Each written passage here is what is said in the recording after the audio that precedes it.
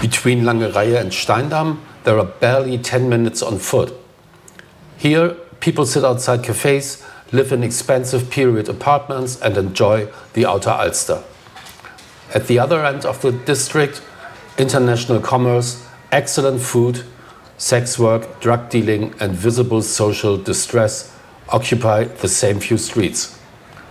St. Georg isn't divided into one good half and a bad one. The borders aren't that neat. They shift from street to street, sometimes from one doorway to the next. So how did this neighborhood become what it is? And what does it tell us about the way Hamburg deals with diversity, prosperity and people in crisis? Let's take a walk on YouTube. St. Georg covers only just under 2 square kilometers and has roughly 12,500 residents. However, it rarely feels small. The main reason is this building.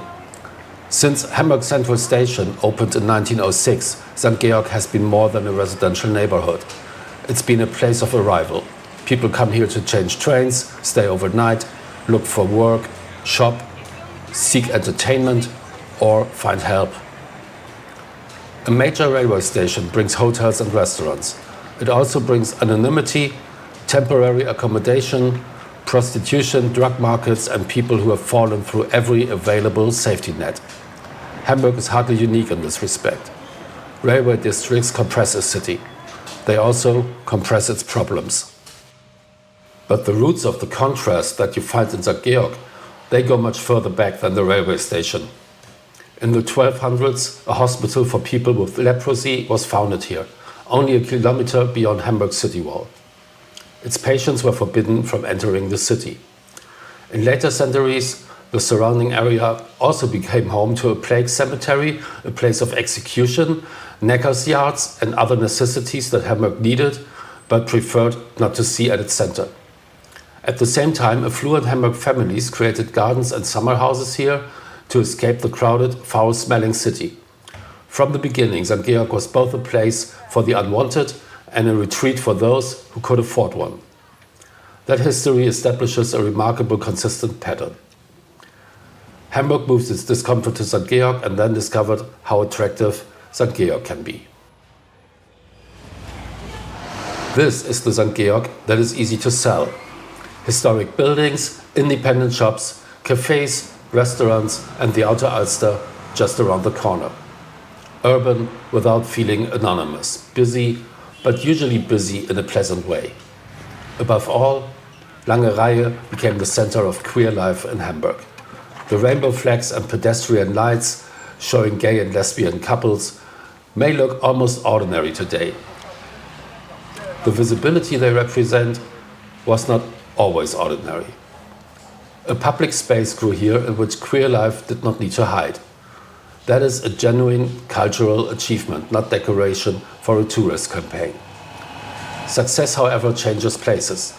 As Lange Reihe became more popular, homes and commercial property became more expensive. Part of the neighborhood's diversity became a marketable product called diversity. Cafés and boutiques replaced some of the small workshops, traditional pubs and inexpensive shops. That doesn't make Lange Reihe false or inauthentic, but it shows how quickly the property market embraces a successful subculture. And the property market has a habit of embracing things until somebody can no longer breathe.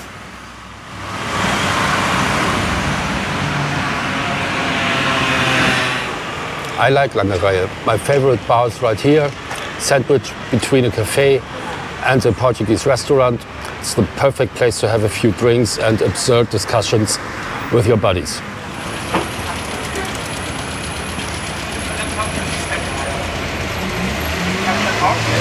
Between Lange Reihe and Steindamm lies the St. Georg that most visitors barely notice. People study at HAW Hamburg, work at the nearby hospital, take children to school, walk their dogs and carry groceries home. Around Koppel and Park, St. Georg is not a symbol of anything. It is simply a residential neighborhood.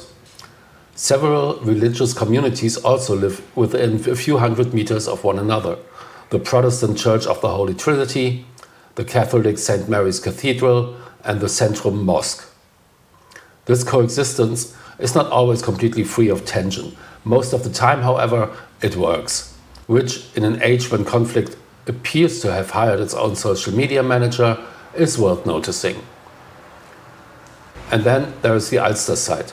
Prestigious hotels, handsome facades, expensive apartments, joggers and people whose leisure wear probably cost more than my laptop.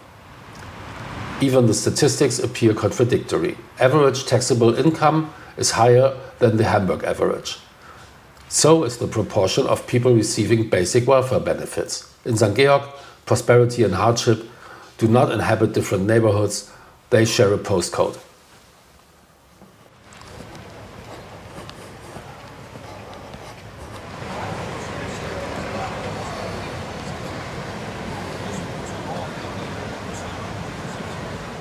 Well, to me, Hansaplatz is where this video is changing direction. And to be very honest, I don't really enjoy filming here, but it absolutely has to be part of the story. Hansaplatz was laid out in the 19th century as an elegant civic square. Today, people may sit outside over coffee on one side, while street prostitution, drug consumption and visible distress appear only a short distance away. What you encounter depends on the time of day, the direction in which you look, and sometimes the next doorway. Hansaplatz is not a clean border between two worlds. It is the seam where they repeatedly step on each other's toes. Steindamm has a lousy reputation. Some of it is deserved. Much of it is incomplete. The first genuinely good plate of köfte already complicates the picture. Steindamm is one of Hamburg's most international streets. Its food shops, restaurants, travel agencies, hairdressers and other businesses serve people with very different histories. People shop here, work here, meet friends and pray here. The Centrum Mosque is only a short walk away. The Savoy, one of Hamburg's best cinemas for films in their original language versions, stands directly on Steindamm. There is also the historic Hansa Theatre and a number of smaller stages nearby. Steindamm is not a cultural wasteland, it's a cultural space that doesn't always arrive in the packaging preferred by the arts pages. Migration is not a new lifestyle concept here either. Steindamm has long been a road of commerce, movement and arrival. It is a reminder that an international city consists of more than design hotels and English language menus.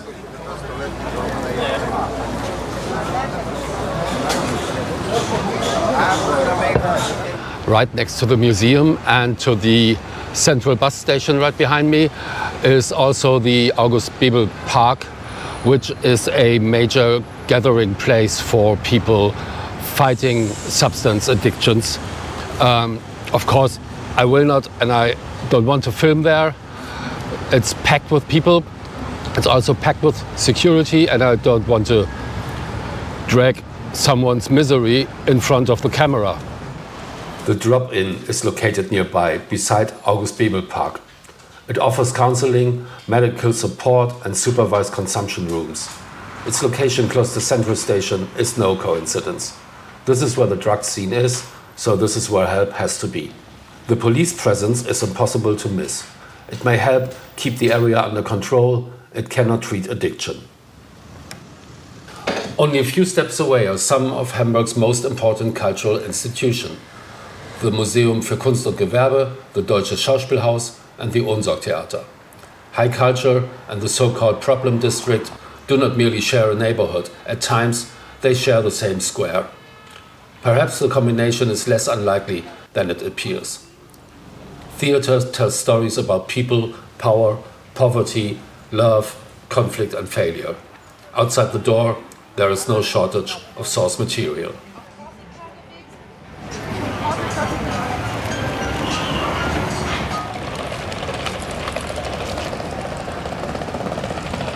St. Georg isn't divided into a good half and a bad half. Its different worlds overlap far too much for that.